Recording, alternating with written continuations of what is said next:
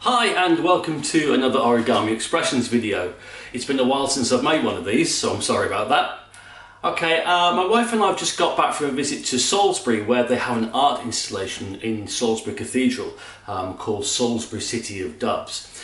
I won't insult the artist by trying to pronounce the name of the exhibit, but I'll put it in the description below.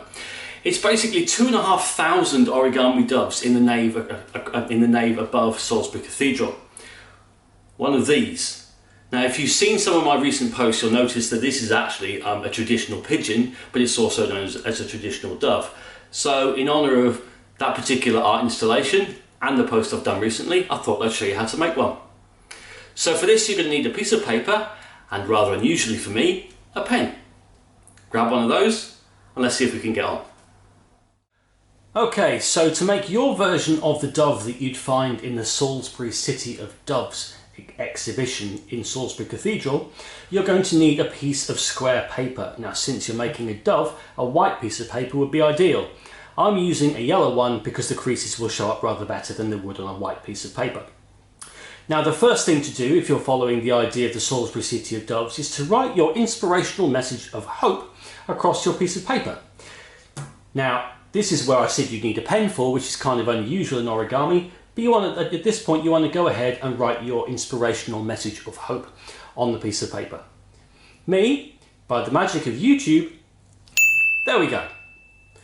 Okay, so if you've written your message of hope on your piece of paper, the next thing you need to do is to fold the diagonals. So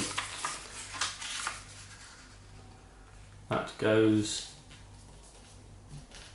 there. Oh, that's not a good, well folded diagonal. This piece of paper is actually square.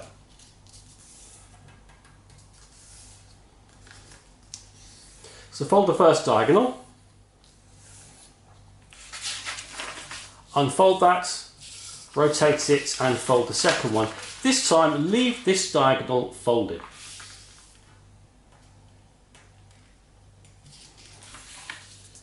So you want to get them as nice and accurate as you can. So leave that diagonal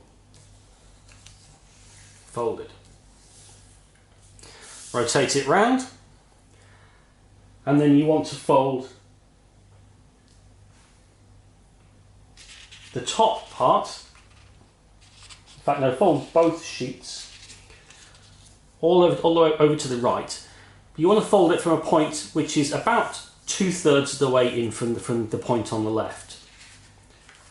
So that left might actually be the right. So you want to fold it about there. Now, the way you can tell if that's about 1/3 is this gap here should be about the same as this gap here. So obviously I've gone that a little too far. So let's go for about that. I reckon is probably good enough. It doesn't need to be precise. If you fold one side first, though, you're going to find it's easy to be able to line the creases up. So let's do that. Fold one side, then the other side, like that. Then you need to fold the top layer, this one, back over to the right, about halfway between this edge and this edge. So about, what do you reckon? There? I think that looks good.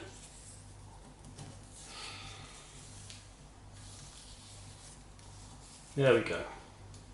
Now if we fold that up,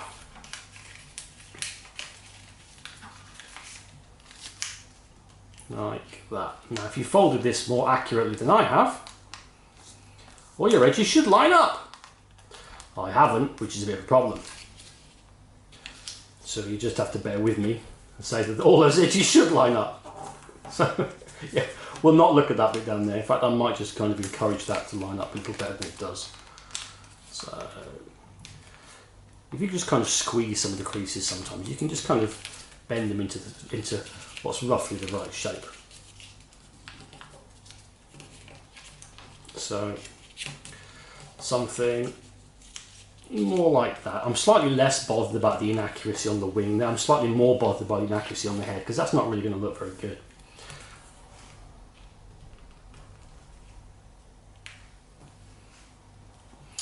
Okay, so let's have it so that the straight edge is at the top and it's this way around.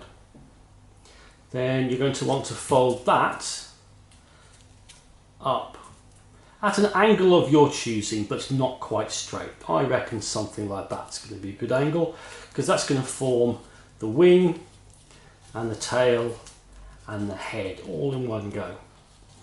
So it's a question, if you just need to make a decision about what kind of size head you want, which is this bit here, what size tail and what size wing. So I think something like that looks good. If you're happy with it, turn it over and fold up the other wing to match it. Make sure you've got some good creases there. And then the head is a simple reverse fold at an angle which is of your choice from this point here. So I'm just going to go ahead, and the easiest way of doing this is to just do it. So you put your thumb inside there, you push down, pull the point back together again and pull, and I reckon about there is going to be a good angle. So I've actually lined up the edge here with that point there where the fold line meets. And I'm going to put just a crease in there. I think that's not bad. Yeah, that'll do. Then actually, technically, that's it finished. So what you could do is maybe make wings a little more interesting shape just by kind of rolling around in your fingers, making them slightly curved. Like that, I think. Gives it more of a wing shape. Do that on both sides. There we go.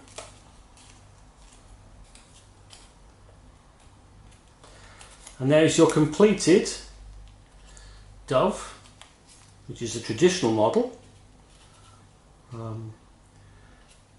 of the sort in the Salisbury City of Doves exhibition.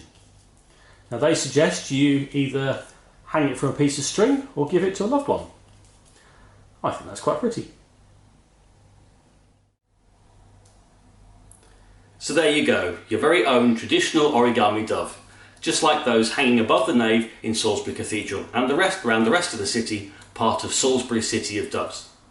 If you've made your own, make sure you take a picture of it, put it on Instagram and give it the hashtag Salisbury City of Doves. If you've enjoyed watching this, make sure you subscribe to my channel, give me a like and check out more of my stuff on origamiexpressions.com. You can also find out more about Salisbury Cathedral and other places you might want to visit on my wife's travel blog, twotravellingtexans.com. Thanks for watching.